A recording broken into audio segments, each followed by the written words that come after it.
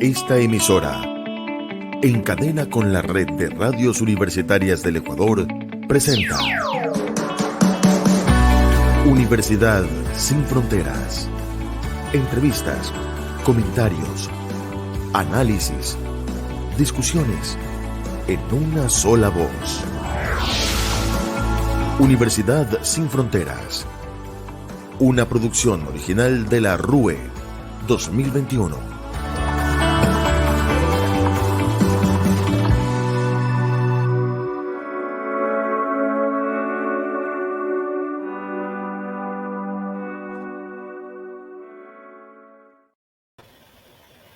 Bien, buenas tardes, muchas gracias y bienvenidos una vez más a su programa Universidad Sin Fronteras de la Red de Radios Universitarias del Ecuador. Estamos en esta segunda temporada. Queremos agradecer de su amable sintonía a quienes nos escuchan y nos ven por la señal de las diferentes radios y televisoras de las instituciones de educación superior. Queremos agradecer el día de hoy la presencia y el acompañamiento de nuestra compañera de labores, la doctora Palmira Chavero de la Flaxo, quien ya está junto a nosotros. Palmira, buenas tardes, bienvenida. Buenas tardes, César, y buenas tardes y gracias también a todas las personas que nos están escuchando o siguiendo a través de los distintos canales de todas las emisoras miembros de la red de radios universitarias del Ecuador. Sí, efectivamente queremos agradecer a las emisoras de las instituciones de educación superior, a la Universidad Técnica del Norte en Ibarra, a la Universidad Politécnica Salesiana en Guayaquil, a la Universidad Técnica de Manabí, a la Universidad de Cuenca, a la Facultad Latinoamericana de Ciencias Sociales en Quito, a la Universidad Técnica Particular de Loja, a la Universidad Técnica de Ambato, a la Universidad San Gregorio de Puerto Viejo en la provincia de Manabí, a la Universidad Central del Ecuador en la capital de la República, a la Universidad de la Escuela Superior Politécnica del Ejército ESPE en Quito y a la Universidad Católica de Santiago de Guayaquil en el puerto principal. Además de las radios que integran la red de emisoras universitarias del Ecuador, RUE, gracias por acompañarnos. Hoy tendremos un importante tema que tratar. Se llama Cambios Normativos en la Educación Superior y para ello presentamos de inmediato a nuestro invitado especial. Se trata del doctor Ignacio Loor Colamarco. Él es PhD en Geografía Humana por la Universidad de Manchester, Inglaterra. Hizo sus estudios de maestrías en negocios internacionales en Estados Unidos y un posgrado en cooperación internacional en Japón. Es también economista por la Universidad Católica de Santiago de Guayaquil. Su experiencia laboral incluye negociaciones sobre los Objetivos de Desarrollo Sostenible 2030 en el marco de las Naciones Unidas y en la Conferencia de Financiamiento para el Desarrollo de 2015 en Etiopía, también en el marco de la ONU. Además, se ha desempeñado como docente de la Universidad San Gregorio desde el año 2007. Fue docente de la Universidad de Especialidades de Espíritu Santo en Guayaquil y ha dictado algunos cursos de posgrado en otras universidades del país. Ha sido además docente en temas de desarrollo sostenible de la Universidad de Manchester. Sus publicaciones científicas giran alrededor del urbanismo sostenible, en especial atención en la infraestructura de los asentamientos informales y en los procesos de adaptación al cambio climático de comunidades urbanas marginales. Sobre estos temas, ha presentado ponencias en eventos científicos en centros de prestigios como la Universidad de Oxford, el Imperial College de Londres y el Centro de Investigación Política de Estambul, entre otras universidades. Le queremos dar la bienvenida al doctor Ignacio Loor Colamarco, a quien recibimos en esta programación Universidad Sin Fronteras. Ignacio, buenas tardes y bienvenido. Muchas gracias, César. Muchas gracias. Buenas tardes, Palmira. Un saludo especial a todos los radioescuchas y a toda la red de radios universitarias. Muchas gracias por el espacio. Muchas gracias, Ignacio, por estar presente en este espacio. Gracias, César, también por esa extensa presentación, pero aunque extensa pero necesaria, presentación de nuestro invitado. Ignacio, queremos comentarte y recordarle un poco también a la audiencia que este programa es un programa elaborado y emitido por todas las radios miembros de la Red de Radios Universitarias de Ecuador, y el objetivo es siempre establecer diálogos, conversaciones con invitados cada semana sobre los temas que nos afectan en tanto radios universitarios, en tanto universidades, en tanto instituciones de educación superior, pero también en tanto sociedad, en tanto ciudadanía, ¿no? Entonces, bueno, te hemos invitado esta semana para conversar contigo sobre el tema que adelantaba César ya, los cambios normativos en la educación superior. Queremos analizar un poco cuáles son los cambios que se están dando, qué implicaciones tienen esos cambios, pero también ampliar un poco la mirada y ver qué significa eso en términos de país, en términos de educación superior, y cuál es el rol también de la investigación en las universidades, ¿no? Y no solo en las universidades, sino incluso también en la sociedad, ¿no? Entonces, en ese sentido, queremos que te sientas cómodo en este espacio y queremos también participarle un poco a la audiencia cuál es el tema y cuál va a ser la dinámica de la conversación de hoy. Entonces, Ignacio, si te parece, vamos aterrizando un poquito ya y vamos entrando un poco en materia. En junio de este año se aprobó un nuevo reglamento de carrera y escalafón de docentes, de personal académico en Educación Superior de Ecuador, el reglamento, el que conocíamos como reglamento de carrera y escalafón docente para las universidades. Esta semana, además, también se ha presentado una primera propuesta de reforma de la LOE, es decir, está habiendo cambios normativos que nos afectan como universidades y que nos afectan como sociedad también, y hacia ahí queremos ir un poco, ¿no? Y queremos ver qué impacto están teniendo. Cuando uno revisa el nuevo reglamento de carrera y escalafón, cuando uno se pone un poco ya como a mirar más a profundidad, a mirar los cambios, los nuevos requerimientos, etcétera, una primera sensación que puede quedar es que la investigación se va de alguna manera diluyendo, ¿no? Va perdiendo peso, quizás va perdiendo una parte del peso que antes sí tenía, y de alguna manera parece que se está desdibujando, que está perdiendo peso frente a otras actividades en las instituciones de educación superior. ¿En qué medida es así? ¿En qué medida se pierde peso de la investigación en la carrera profesional de los docentes o no? ¿En qué medida eso es así? Bueno, muchas gracias por la pregunta, bastante complejo en el sentido de que, bueno, el nuevo reglamento, que lo conocemos como el reglamento de escalafón docente, realmente es diferente al anterior en algunos aspectos. En primer lugar, el hecho de que existen ya 2 libros que separan la actividad de docente de las universidades públicas y de las universidades particulares. Y dentro de las universidades particulares, pues hay algunos cambios en cuanto a los roles que tenemos los docentes en la actividad de investigación. Yo he estado estos días leyendo un poco sobre estos cambios porque yo soy el responsable del Departamento de Investigación de la Universidad San Gregorio. Entonces hay algunos cambios que tenemos que realizar al interior de la universidad, si nos afecta de algún modo en nuestras prácticas. Por ejemplo, uno de los casos tal vez positivo, por un lado, ¿no? Es que aspectos como antes, pues el tema de investigación y vinculación con la sociedad estaba como que entrelazado, como que no había una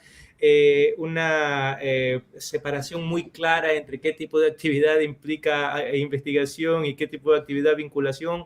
Ese tipo de confusiones podíamos ver, podían darse por unas faltas de precisiones tal vez en el reglamento anterior. Bueno, esos pequeños detalles sí se corrigen con el nuevo reglamento, ¿no? Ahora hablamos de proyectos de vinculación articulados a propósitos de investigación, es decir, a través del proceso de vinculación se generan productos de investigación. Entonces, bueno, ahí por lo menos se tiene un norte en eso. Eso por el lado positivo, ¿no? Otro aspecto que sí me pareció interesante, no tan positivo tal vez, es que el nuevo reglamento no reconoce tácitamente lo que es asesoría, tutoría y dirección de tesis doctoral o de maestrías para actividades que son como actividad de investigación dentro de este reglamento. En el artículo 240 del nuevo reglamento se pueden ver justamente lo que son las actividades de investigación, y esta actividad, esta asesoría y tutoría o dirección de tesis que sí estaba en el reglamento anterior, ahora no aparece. Bueno, aparece un literal J que dice las demás que definen las IES particulares en ejercicio de su autonomía responsable. Sin embargo, deja de ser una actividad reconocida como parte de ese proceso de producción de conocimiento. Y yo en eso sí considero que es esencial tener que este tipo de actividad esté presente en la normativa, porque de algún modo estas normativas son las que rigen la asignación y la distribución de horas o de carga horaria de lo que hacemos los docentes en las universidades. Entonces, por ejemplo, ahí deja un espacio abierto que no debería estar abierto, sino que la actividad de dirección de tesis me parece que es una actividad que necesitas un espacio y casi un capítulo tal vez de dedicación en la normativa. Y además hay otro elemento que tiene que ver un poco, recoge un poco el guante que lanzabas, ¿no? Con este literal de, bueno, las demás que establezcan las instituciones de educación superior, que lo podemos ver en distintos artículos del nuevo reglamento, ¿no? Eso, claro, por un lado permite a las universidades adaptarse a sus características, pero por otro lado es demasiado amplio, ¿no? Deja abierta demasiado un poco al hilo de lo que decías con la dirección de las tesis de maestría, las tesis de doctorado, deja demasiado abierta la puerta como para que cualquier cosa entre, pero también para que no entre nada, ¿no? Y quizás eso puede repercutir un poco, por un lado, en la rigurosidad o en la calidad de los resultados educativos en términos docentes y en términos de investigación, pero también en el alentar a nuevos docentes o a nuevos investigadores a iniciar carreras, ¿no? A los investigadores más junior que se pueden sentir un poco también desanimados y también a lo mejor con otros artículos que hay, ¿no? Digamos, es como un arma de doble filo, ¿no? Que por un lado permite a las universidades adaptarse a las características propias, pero por otro lado es como todo y nada, ¿no? En que no sé si compartes un poco esa sensación o si es así ese riesgo, ¿no? Si realmente eso comporta un riesgo. Yo lo comparto plenamente, mira, y más en este estado de desarrollo de la cultura de investigación que tenemos en Ecuador. Hay que decir lo que es, ¿no? En Ecuador tenemos muy pocos años que se ha impulsado ya la actividad formal de investigación y que ya empezamos a entrar en las redes de publicaciones y en las redes también de producción de conocimiento relevante a nivel global. Realmente somos nuevos en esto. Y todavía nosotros tenemos muchos de nuestros docentes en proceso de formación doctoral. Las universidades aún continúan invirtiendo en la formación de sus docentes. Entonces, docentes que llegan con más experiencia, es importante que hagan esta labor también de guía, de tutorías, de acompañamiento a los compañeros docentes que están en formación doctoral. Entonces, yo por eso creo que estamos dejando de lado un rol importantísimo, que ya existe literatura sobre la importancia de las direcciones de tesis. Alguna vez leí sobre la historia del proceso de las universidades en Nueva Zelanda y justamente el desarrollo de la actividad de investigación en algunas universidades pequeñas privadas en Nueva Zelanda fue por el lado de traer docentes a hacer dirección de tesis, dirección de investigación dentro de las universidades y acompañamiento a docentes en formación de investigación. Entonces yo sí creo que es una omisión importante en la norma. Y además que la dirección de tesis y de tesis de maestría y de tesis de doctorado, si nos centramos un poco más en el posgrado, es una de las maneras también que tienen los estudiantes, pero que tenemos también los docentes e investigadores de co-crear, ¿no? Es decir, nosotros, por ejemplo, yo particularmente publico artículos con mis estudiantes a partir de sus trabajos de tesis, o sea, siempre como que se sienten más incentivados, pero además también es una de las vías, es uno de los caminos que tenemos para enseñarles también a los estudiantes no solo cómo hacer una tesis, sino cómo publicar, cómo participar en congresos, como en congresos nacionales o internacionales, cómo preparar ponencias y también eso les sirve a ellos un poco también de aprendizaje, pero también a los propios docentes, ¿no? Yo creo que es importante que con independencia del nivel en el que está el docente, si es junior o tiene más experiencia, pero que trabaje también con los estudiantes, ¿no? Quizás esto a lo mejor es un poco más se da más en el ámbito de los posgrados, pero sí es verdad que es como uno de los caminos con los que los docentes y los estudiantes de maestría y de doctorado nos damos la mano de alguna manera y caminamos juntos, ¿no? Olvidándonos quizás un poco de los roles, ¿no? Eso es sumamente importante, la oportunidad de co-crear conocimiento entre los docentes y los estudiantes. Un poco se desalienta esa actividad. Y mira, hay algo paradójico, que la misma norma, por ejemplo, pone como tal vez, no quiero decir restricción o como requisito, ¿no? Para los docentes que quieren entrar a un proceso de concurso, por ejemplo, para docente titular, tienen que haber dirigido tesis doctorales y tesis de maestría. Entonces queda un poquito en el limbo dónde está esta actividad dentro de la normativa, ¿no? porque es a lo que voy es que es una oportunidad, es una actividad que amerita el análisis del tiempo que se dedica justamente a dirigir una maestría, a dirigir una tesis de maestría o de doctorado dentro de las actividades cotidianas del docente. Sí, estamos en diálogo nacional con el doctor Ignacio Lor Colamarco. Él es docente investigador de la Universidad San Gregorio de Portoviejo en la provincia de Manabí. Es importante, Ignacio, tener en consideración el hecho de que precisamente como producto del trabajo de investigación que llevan adelante los docentes de las universidades, tanto públicas como privadas, permiten que de alguna u otra manera vayan adquiriendo experiencia en calidad de asesores, de tutores, ¿no es verdad? Que posiblemente se conviertan en esos consultores con gran experiencia en el tratamiento y resultados positivos logrados de las investigaciones con sus estudiantes. ¿Cómo entonces plantear en estas reformas o en estos cambios que se vienen haciendo a los reglamentos de carrera y de escalafón de los profesores de la institución de educación superior, como respuesta a estos diferentes intercambios o a estos planteamientos nuevos? ¿Cuál es lo más recomendable en estos momentos? Adelante, Ignacio. Bueno, muchas gracias por la pregunta. Yo, en una situación, en un contexto como estamos ahora, pues, ¿no? Ya con un reglamento aprobado y con la autonomía que se le da a las instituciones de educación superior, yo creo que ya queda en la responsabilidad de las instituciones de educación superior definir quién puede dirigir una tesis, definir quién puede ser un tutor, porque es una responsabilidad importante. Yo creo que ahí también debió establecerse algún tipo de política de definir perfiles de quienes pueden ejercer esta actividad. Entonces, la forma de abordarlo, yo creo que quedará en la responsabilidad de cada una de las instituciones de educación superior. Pero es el mismo reglamento el que habla de limitar carga horaria para el desarrollo de la investigación científica. En ese sentido, en el momento de aprobarse estaría perjudicando el trabajo de la investigación científica por parte de los docentes investigadores. Sí, justamente a eso iba. O sea, ya depende de la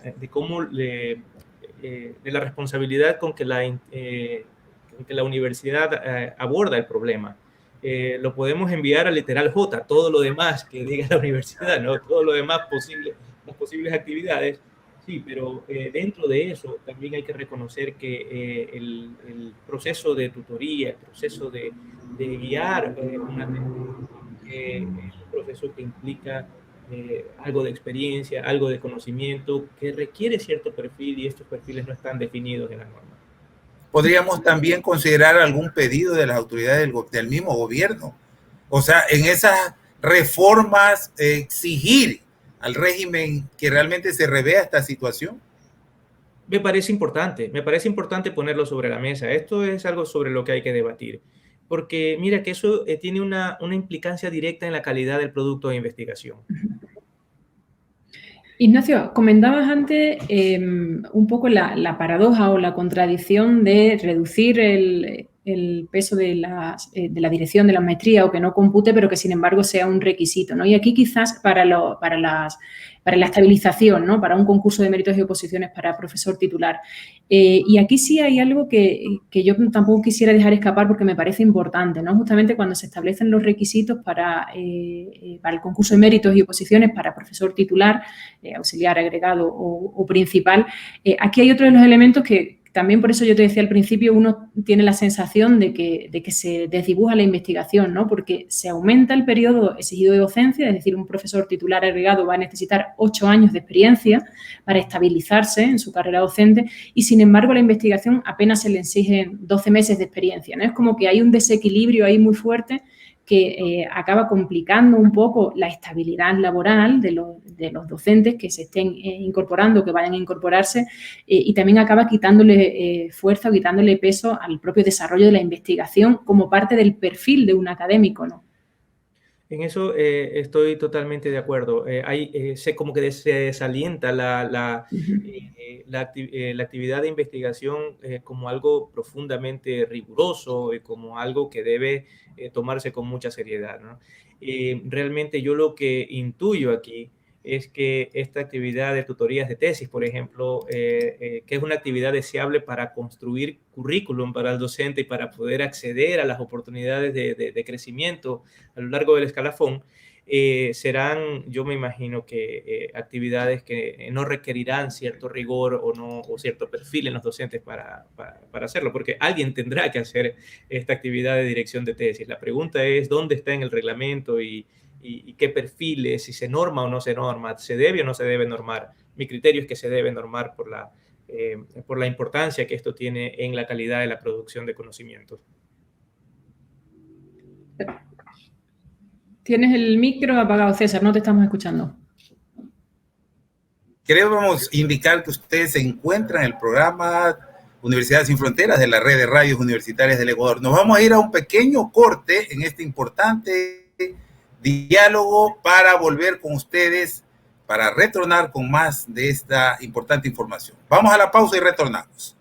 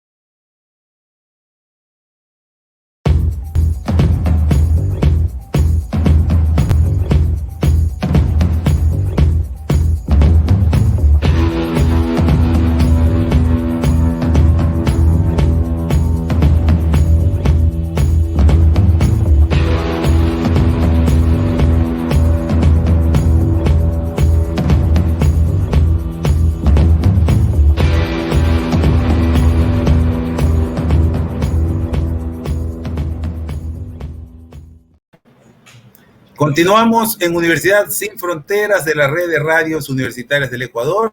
Nuestro invitado, el doctor Ignacio Loor Colamar. Vamos, Palmira, con más inquietudes a nuestro invitado. Adelante, por favor.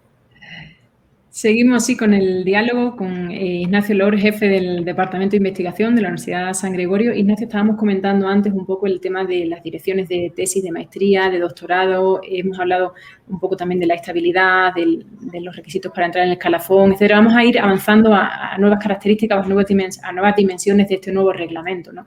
Otro de los cambios que puede también estar llamando la atención a las universidades y a los investigadores, sobre todo, tiene que ver con las publicaciones científicas, ¿no? En el nuevo reglamento ya no se reconoce las publicaciones que un investigador hace en las revistas indexadas de su propia universidad, ¿no? Entonces aquí se abre todo un nuevo debate, ¿no?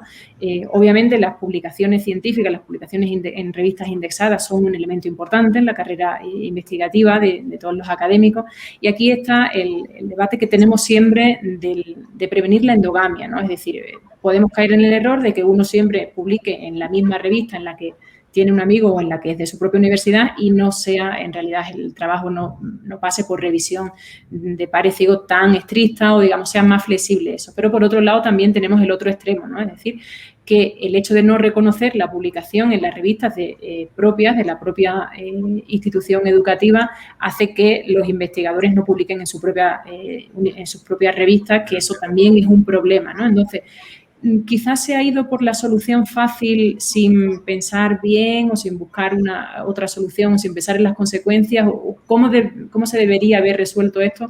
Y claro, el problema es un poco lo que tú mencionabas antes, ¿no? Que el reglamento ya está, el reglamento ya es una realidad, ya nos estamos rigiendo por él, de hecho, pero genera un impacto en el número de publicaciones que van a tener las revistas universitarias, las revistas indexadas de sus propios investigadores, ¿no? ¿Qué podemos esperar a partir de ahora? Sí, esa es una situación un poco delicada, más que nada para las universidades que estamos todavía en proceso de fortalecimiento de la actividad de investigación. Por ejemplo, puedo citar el caso nuestro en la Universidad San Gregorio, que ha tenido por política la revista de la Universidad San Gregorio que un 30% del espacio en la revista sea para publicaciones de docentes de la universidad. Y yo puedo decir que esa práctica ha sido positiva porque eso ha acercado a muchos de los docentes en proceso de aprendizaje, de formación doctoral o en proceso de formación como investigadores, a buscar, a mejorar sus prácticas en la revista por el acompañamiento que les hace la revista en el mismo proceso de desarrollo de su artículo, ya luego de haber hecho sus investigaciones y de tener sus resultados.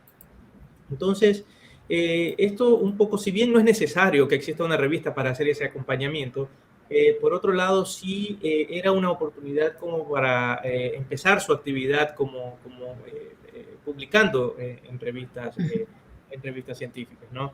Entonces, un poco se rompe esa práctica, ahora estamos, pues no tenemos esa alternativa, sino que vamos a tener que trabajar en revistas de otras universidades.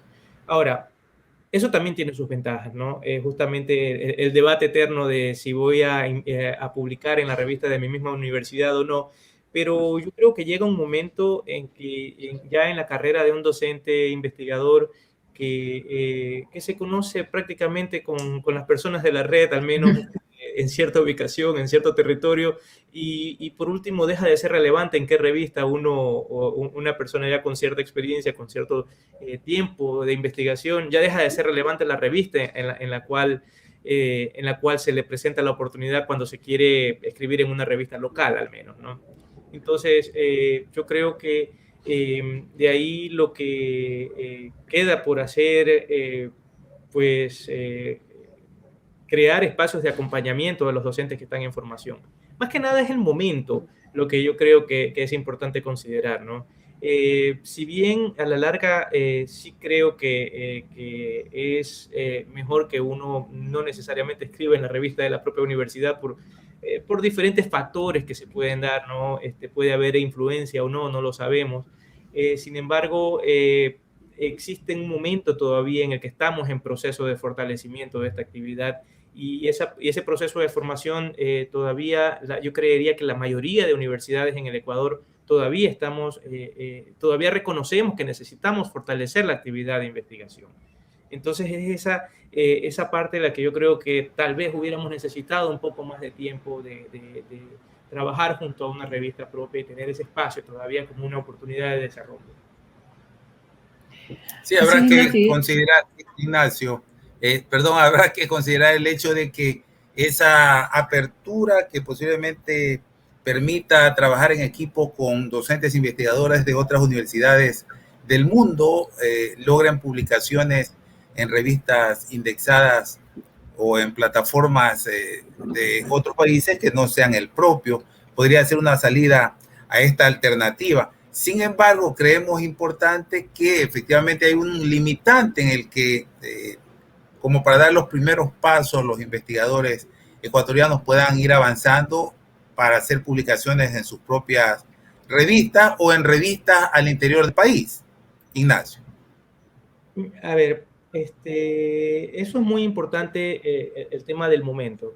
Tenemos que entender también cuando ya queremos publicar en una revista indizada que está en los primeros cuartiles, tenemos que entender que hay un proceso, por ejemplo, riguroso de revisión que muchas veces demora un año. Yo publiqué un artículo hace poco, me tomó 12 meses desde el momento que envié el artículo hasta que me lo aceptaron.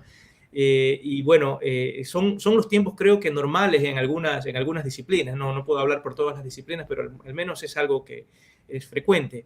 Y esa rigurosidad ya es un proceso, para llegar allá hay un proceso de aprendizaje, ¿no? Entonces a eso es a lo que quiero llegar. Yo creo que también hay que entender que las revistas tal vez que no llegan todavía a ese nivel de rigurosidad, pero que le dan un apoyo muy importante a los investigadores que están en proceso de formación. Entonces, para mí esa parte es un poquito delicada y yo creo que ameritaba un poquito más de debate, ¿no? De analizar el rol que cumplen las revistas justamente en el desarrollo del proceso de doctoral o en la profesionalización de la investigación. Y además es importante poner esto en relación también, Ignacio, digamos, obviamente las revistas y las publicaciones son uno de los indicadores, ¿no?, con los que nos medimos al final o con lo que nos miden al final, pero es importante, recogiendo un poco esta idea del momento, verlo en perspectiva, ¿no? Es decir, es importante publicar, es importante dejar que madure un poco el proceso de investigación, pero también es importante, creo, no sé cómo lo ves, pero creo que es importante ponerlo en relación con todo el proceso de emergencia de grupos de investigación y de redes de investigación. Lo que estábamos viendo justamente en los últimos años en el país era que cada vez había más redes de investigadores, cada vez se van creando también más grupos de investigación, van participando estos grupos y estas redes en más proyectos nacionales e internacionales, proyectos interdisciplinares incluso que no se apegan solo a una disciplina, y estaba como ese incentivo, ¿no? También el tema del requisito del doctorado, que también ahora ya se elimina. Entonces, quizás este reglamento puede suponer como un balde de agua fría, ¿no?, para esta incipiente carrera de vamos a crear redes de investigación, vamos a crear grupos de investigación, vamos a colaborar también más entre distintas disciplinas, pero también entre distintas universidades públicas, privadas, nacionales e internacionales. No sé hasta qué punto este reglamento puede suponer un freno a esta tendencia que se estaba viendo un poco al alza de creación de redes de investigación, de redes de investigadores y de grupos de investigación dentro de las universidades del país, pero también entre las propias universidades, ¿no? Estoy también de acuerdo. Yo también me hice esa pregunta. ¿Este reglamento es conveniente o no para los docentes? ¿Es conveniente o no para quienes hacemos investigación? ¿O para quienes es conveniente y para quienes no?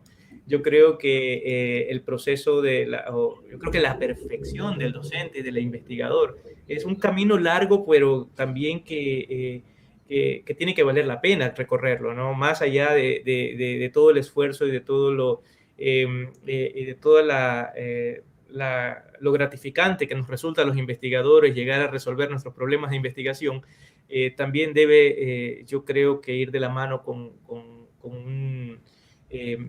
una forma de mejora tal vez en las oportunidades de ir creciendo como docente investigador. Pues, ¿no? ¿Cómo crece un docente investigador? Pues a través de la relevancia de sus hallazgos de investigación. Es una de las formas, es uno de los caminos de crecimiento. Y si lo veo desde esa perspectiva, yo creo que este reglamento un poquito frena ese anhelo, frena ese afán, y un poco yo no veo aquí que, por ejemplo, exista algún incentivo para crear un grupo de investigación, crear conocimiento, y buscar esta actividad, hacer de la actividad de la investigación pues algo riguroso, sino que más bien lo veo como que la actividad de investigación se torna en un requisito solamente para cumplir, para un checklist donde dice, bueno, tiene publicaciones, hace esto, hizo tantas publicaciones en los últimos 2 años y eso, pero de ahí no creo que el reglamento está pensado en la formación, en el enriquecimiento intelectual, y en el fortalecimiento del docente como productor de conocimiento. Y yo creo que ahí sí debemos apuntar como país también, eso es importante. Y es importante incidir en esto también porque muchas veces se piensa bueno, hay distintos mitos aquí, ¿no? Distintas asociaciones que se hacen fuera de la academia, digamos. Muchas veces entre nosotros hablamos y nos entendemos, pero no nos damos cuenta de que fuera de las puertas de la academia, pues la vida discurre de otra manera, ¿no? Entonces, a veces da la sensación, por un lado, de que investigación es solo laboratorio y las ciencias sociales no investigan, y por otro lado también pareciera como que la investigación no es importante, pero no solo para el perfil docente o para el perfil académico, sino para la propia sociedad, ¿no? Al final, investigar y hacer ciencia, en definitiva, lo que significa es crear conocimiento, incentivar nuevo pensamiento, etcétera, y eso es un cambio o es un pilar también necesario para la propia sociedad y para el propio país, ¿no? Es decir, no se trata solo de cómo afecta a los docentes o de por qué es importante, más o menos importante para los docentes universitarios, sino el impacto que eso va a tener en la sociedad ecuatoriana, en la sociedad latinoamericana y en la sociedad internacional, el hecho de no incentivar o de obstaculizar la propia investigación, ¿no? Eso me parece esencial. Justamente yo creo que el camino del desarrollo está guiado por la capacidad de crear conocimiento relevante dentro de su propio territorio. Si perpetuamos la práctica simplemente de adaptar y adoptar conocimiento externo a nuestra realidad, en lugar de desarrollar el conocimiento desde nuestras realidades, yo creo que estamos dejando un gran espacio vacío, que es justamente el espacio o las plataformas sobre la cual nos tendríamos que desarrollar como sociedad. Esto me recuerda alguna conversación con un docente que alguna vez tuve en mis estudios de doctorado. Él me decía, mira, hay un patrón entre países desarrollados y países en desarrollo, y es el patrón de la información, de la creación de la información y del uso de la información.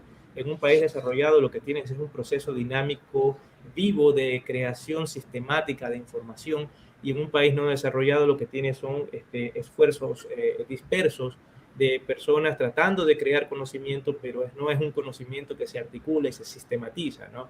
Entonces, un poco nosotros estamos en ese reto, y yo creo que este tipo de normativas que suponen una guía para que el docente se esfuerce por su crecimiento profesional, por su formación a lo largo de su vida, de su carrera, un poco deja de lado entender esa importancia de lo que es la creación de conocimiento relevante para nuestros territorios, para nuestro desarrollo local. Entonces, yo creo que en el país todavía hace falta reflexionar mucho sobre el rol que tenemos los investigadores en el país. Sí, esta incongruencia de la que se habla Ignacio Lor, precisamente deja mucho que desear y llama a la reflexión, sabiendo que de la producción científica los resultados van directamente a beneficiar a la sociedad. ¿Cómo entonces, o qué nos dicen estas reformas al reglamento que puedan, sabiendo que para investigar se requieren recursos económicos, por un lado, y por otro lado el tiempo? ¿Qué dice el reglamento, o más bien estas reformas, sabiendo que podrían o no perjudicar cuando no hay el suficiente tiempo, es decir, las horas docentes a investigación? Adelante. Pues yo creo que hay mucho al respecto. Mira, en los primeros artículos de la norma habla de más o menos lo que implica la actividad del docente, y obviamente reconoce la investigación entre las actividades del docente, y también pone unos rangos de hora. Sin embargo, luego, pues, la idea es que la actividad del docente se distribuye, o las horas de un docente de tiempo completo, por ejemplo, se distribuya dentro de todo ese rango y posibilidad de actividades, ¿no? Entonces, por ejemplo, el dar clases en el aula, pues es lo que mayor tiempo ocupa. Entonces no tenemos esa figura aquí de docentes, por ejemplo, más dedicados a la investigación y mucho menos a dar la clase, ¿no? Hasta les pone, por ejemplo, horas mínimas para dar la clase. Entonces, yo creo que la actividad de investigación no está en el mismo nivel de la actividad de docencia en el reglamento, y mi criterio, tal vez sesgado porque soy un investigador, es que por lo menos debería estar en el mismo nivel. Investigar es tan importante, la actividad de desarrollo y de producción de conocimiento es tan importante como la actividad de la docencia, del dar la clase en el aula de clases. Sobre todo porque al final son actividades que van de la mano, ¿no? Al final uno cuando da clase, una de las cosas que comparte, además de obviamente el pensamiento clásico, etcétera, o sea, los textos clásicos, digamos, son sus propias investigaciones, ¿no? Y de hecho es una de las cosas en realidad más bonitas que uno puede ver con los estudiantes, con los alumnos en clase, ¿no? El poder compartir las investigaciones ya hechas, o el poder generar con los propios estudiantes nuevas investigaciones, ¿no? O sea, se hace muy difícil pensar en un tipo de docencia sin investigación, ¿no? ¿Qué vamos a enseñar en clase si nosotros mismos no sabemos investigar o no investigamos, ¿no? Es muy difícil encontrar un perfil completo en ese sentido, ¿no? Totalmente de acuerdo, eso me recuerda una anécdota, ¿no? Alguna vez tuve una entrevista para un cargo de docente asistente, y me preguntaban, bueno, ¿qué sesión de clases traerías al programa de docencia que tienes que dar aquí? Entonces prácticamente a uno le dan los contenidos mínimos, ¿no? Y lo que esperan, la respuesta que esperan es qué de tu investigación es relevante para contribuir con el entendimiento de toda esta, dentro de esta asignatura. Y bueno, yo creo que eso va de la mano con esto. Lo que nosotros investigamos lo llevamos al aula de clases, eso sin duda.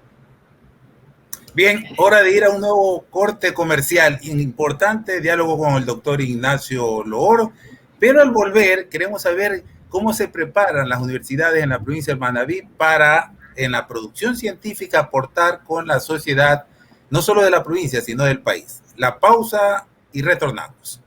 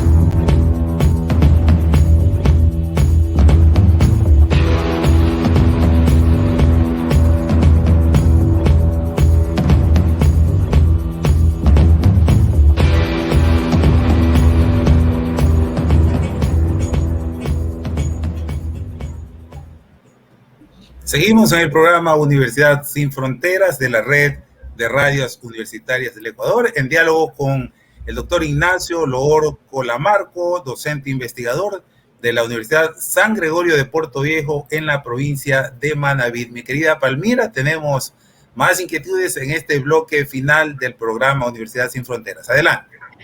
Así es, César. Tenemos muchas cosas todavía sobre las que conversar, pero lamentablemente tenemos un tiempo limitado. En estos dos primeros bloques hemos conversado sobre algunos de los cambios normativos, hemos visto un poco el peso que ha perdido la investigación, cómo el recurso a la autonomía puede convertirse en una puerta que no solo quita el peso a la investigación, sino que puede abrir el camino al todo vale, con lo cual puede poner en cuestionamiento la calidad.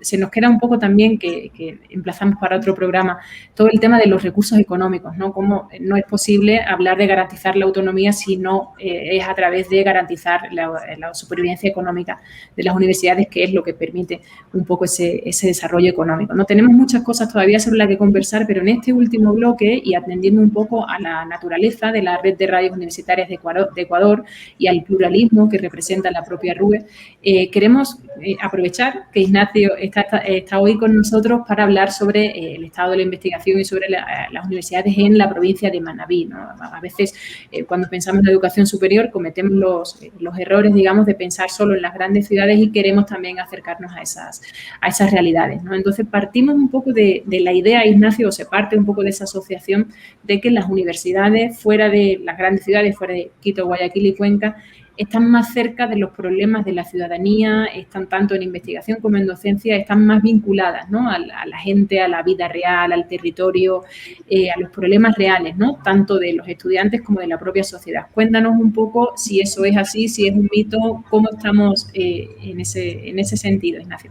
en la provincia de Manabí, ¿no? En Puerto Viejo y en Manabí.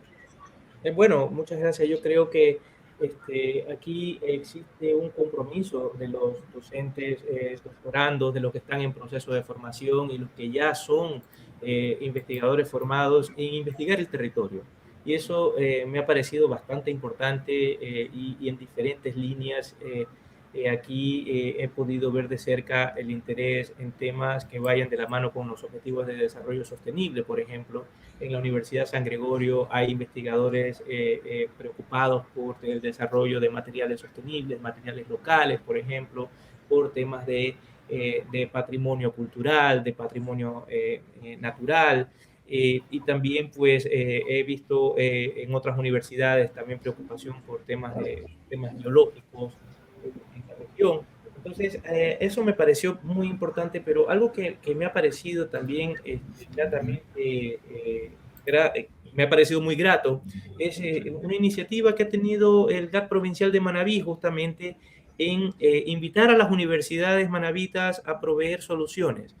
Y no soluciones dispersas, sino que todo esto ha partido de un estudio que han hecho con el acompañamiento también de las Naciones Unidas, en levantar una línea base y de identificar cuál es nuestro momento respecto de los objetivos de desarrollo 2030 de las Naciones Unidas. Para mí es muy grato en lo personal porque justamente mi investigación gira alrededor de la problemática del desarrollo sostenible.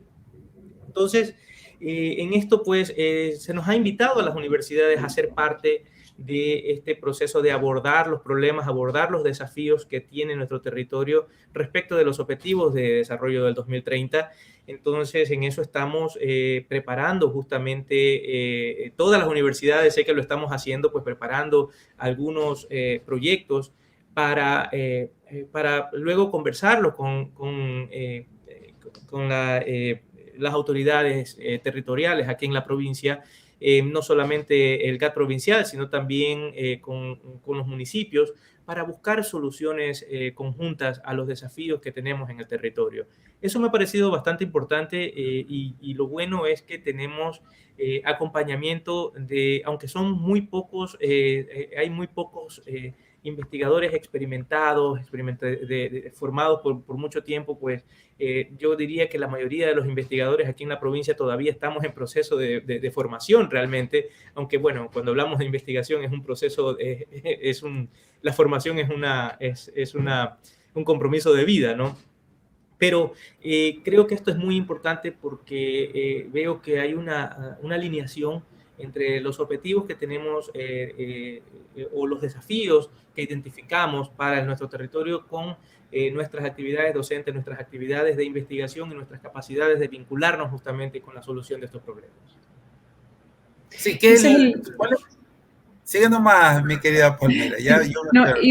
Quería incidir un poco en ese último comentario que hacía Ignacio, ¿no? Que al final ese es el sentido de la academia, ¿no? Es decir, investigar para qué o dar clases para qué, formar a personas para qué, y ese es un poco el sentido, ¿no? Contribuir desde las investigaciones a solucionar los problemas que tiene la ciudadanía, los problemas que tiene la gente, y qué mejor manera de hacerlo si el diagnóstico de esos problemas se da con los propios actores, ¿no? Con actores académicos, actores públicos, actores políticos, actores ciudadanos, también la sociedad, ¿no? Digo, esta iniciativa que nos estabas comentando del GAT recoge un poco también el sentido de la propia academia, ¿no? Al final, contribuir entre todos a solucionar los problemas que nos afectan a todos como ciudadanos y como sociedad, y qué mejor manera de hacerlo que hacerlo en colaboración, ¿no? Y en conjunto.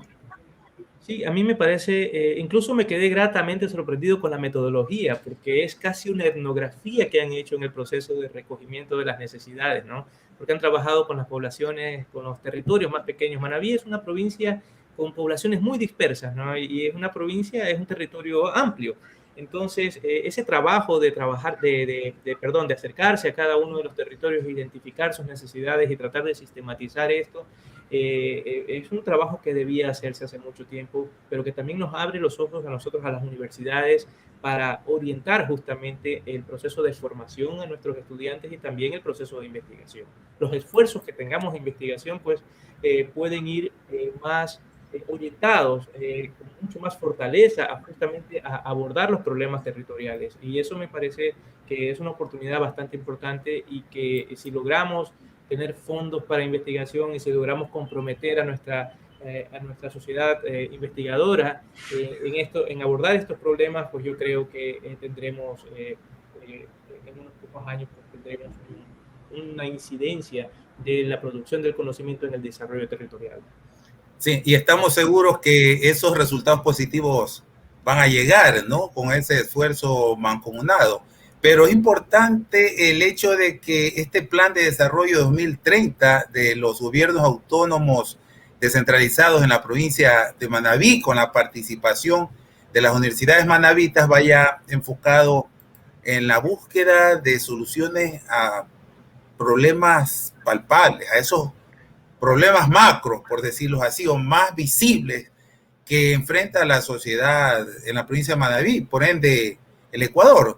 ¿Para dónde están proyectando desarrollar esas investigaciones o buscar soluciones a qué problemas en Manabí, Ignacio? Adelante. Bueno, tenemos una variedad de desafíos. Por un lado, tenemos la producción de materiales sostenibles, tenemos también brechas, por ejemplo, en educación. Hay un equipo de investigadores en temas de educación también tratando de abordar las brechas de los niños, por ejemplo, con problemas de aprendizaje, con desafíos de aprendizaje.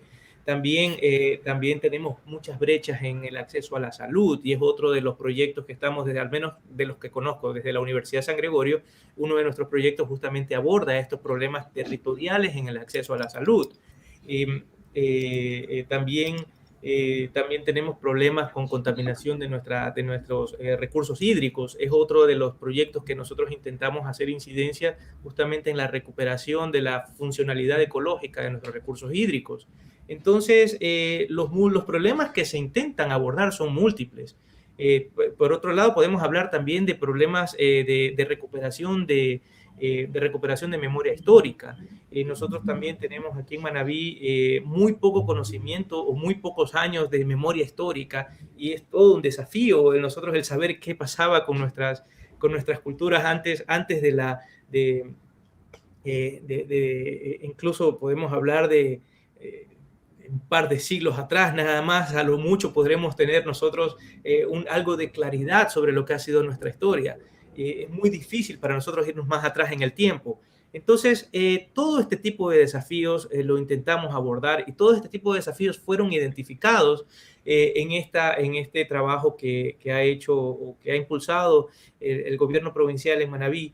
Y bueno, el equipo de trabajo de investigadores que estuvieron ahí, que bueno, en la mayoría son un equipo internacional, un equipo de expertos internacionales, han trabajado de manera con un proceso metodológico con el cual particularmente yo estoy familiarizado, que es la etnografía. Entonces, justamente por eso doy fe o puedo dar fe de que ese levantamiento de la línea base sí es apropiado justamente para entender cuál es nuestra realidad actual y sobre dónde o hacia dónde debemos orientar nuestros esfuerzos.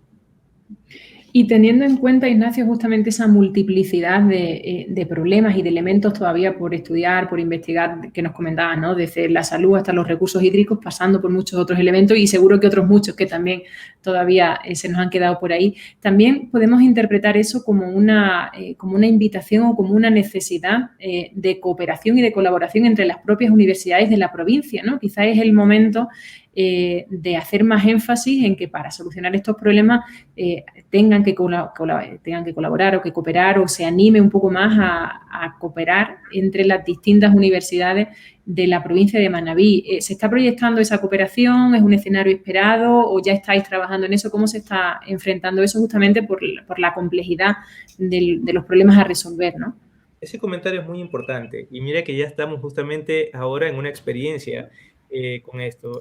Por ejemplo, uno de los proyectos en los que estamos en la Universidad de San Gregorio es sobre el desarrollo de materiales a partir de nuestros de desechos, un poco para trabajar en el tema de economía circular. Y este proceso implica también trabajo en laboratorio, de trabajos de medición de resistencia de estos materiales y de una serie de características para ver si se pueden usar más adelante en procesos constructivos. Entonces, estos laboratorios, por ejemplo, ni siquiera existen en la provincia. Y en el Ecuador creo que solo 2 universidades lo tienen. Y haciendo un poco la investigación de con quién nos podemos asociar para poder hacer este tipo de trabajo, pues surgen, por ejemplo, investigadores de una universidad colombiana que tienen este tipo de laboratorios y se empiezan a generar este tipo de redes internacionales de manera casi espontánea, solamente sabiendo pues cuál es el problema que queremos abordar, solamente identificándonos entre investigadores que tenemos intereses comunes. Entonces, mira que va mucho más allá de la simple vinculación dentro de las universidades, dentro de nuestro territorio. Esto nos exige integrarnos también con la red nacional de universidades y con universidades de fuera del país. Sí, quería solo a manera de conocimiento saber cuáles son estas universidades que en Manabí están listas en este plan de desarrollo 2030, Ignacio. Bueno, yo sé que la invitación las extendieron a todas las universidades de Manabí. Aparte de la Universidad de San Gregorio, sé que también la Universidad Técnica de Manabí, la Universidad de Eloy Alfaro de Manta, la Universidad Católica también de la extensión de Manabí, y la Universidad del Sur de Jipijapa, y la SPAM también, la universidad que está ubicada en Calceta. Entonces, somos, hasta donde tengo entendido, todos recibimos esta invitación del gobierno provincial para participar en esta presentación. Bueno, sabemos entonces que los resultados tienen que estar allí listos, porque universidad que no investiga no es universidad, se lo ha dicho claramente. Así que queremos, ya entrando en esta parte final de la entrevista con el doctor Ignacio Loor, desearles muchos éxitos en el desarrollo del proceso del plan 2030 que llevarán adelante las universidades, plan de desarrollo 2030, que aportarán con la producción científica a las universidades en la provincia de Manabí. También extender nuestro saludo a Renan Álava, él es miembro activo de la red de radios universitarias del Ecuador, quien gracias precisamente a él mantenemos este diálogo con el doctor Ignacio Loor y en este importante tema que tiene que ver con estos cambios normativos en la educación superior. Palmira, ir despidiendo a nuestro invitado y agradecerles, por supuesto. Palmira, te escuchamos. Sí, así es, César. Queremos agradecerle muy fuertemente a Ignacio haber compartido con nosotros este espacio y haber topado un poco estos dos temas tan importantes, ¿no? Primero, cómo está la situación de la educación superior en Manabí y un poco conocer un poco más de estos proyectos que se alinean a los ODS de la Agenda 2030, que sin duda no solo van a repercutir en la provincia de Manabí, sino que van a repercutir en el país y en la región, porque al final todo el cumplimiento de los ODS estamos todos en ello y si no nos comprometemos todos es muy difícil de cumplir. Y también agradecerle por estas reflexiones del reglamento que muchas veces parecen como temas muy lejanos, ¿no? Como temas un poco tediosos o como medio difíciles o medio que a nosotros no nos tocan o nos tocan a los docentes pero no a los demás. Y es importante recordar que una normativa en realidad no solo está regulando, del tipo que sea, no solo está regulando el ejercicio de esa profesión o ese área, sino que también está dando algunas señales del tipo de sociedad que se pretende crear o un poco el camino por el que queremos ir y el tipo de sociedad que nos podemos esperar y que nos vamos a encontrar a futuro, ¿no? Entonces, Ignacio, muchísimas gracias por haber compartido con nosotros este espacio. Te seguiremos teniendo en cuenta para invitarte en otros momentos. Muchísimas gracias a todas las universidades miembros de la RUE, a todas las radios universitarias. Gracias, César, siempre a ti también por tu apoyo y por tu presencia y gracias, como no, a todas las personas que nos han escuchado y les invocamos a que la próxima semana nos sigan sintonizando, nos sigan escuchando por los medios de la RUE y por todas las radios universitarias en una nueva edición de Universidad Sin Fronteras. Gracias, Palmira. Muchas gracias a Ignacio, que pasen bien y nos vemos la próxima semana. Buenas tardes. Muchas gracias, César. Muchas gracias, Palmira. He disfrutado mucho este momento. Gracias por el espacio. Gracias a ti. Esta emisora, en cadena con la red de radios universitarias del Ecuador, presentó Universidad Sin Fronteras. Entrevistas, comentarios, análisis, discusiones en una sola voz. Universidad Sin Fronteras, una producción original de la RUE 2021.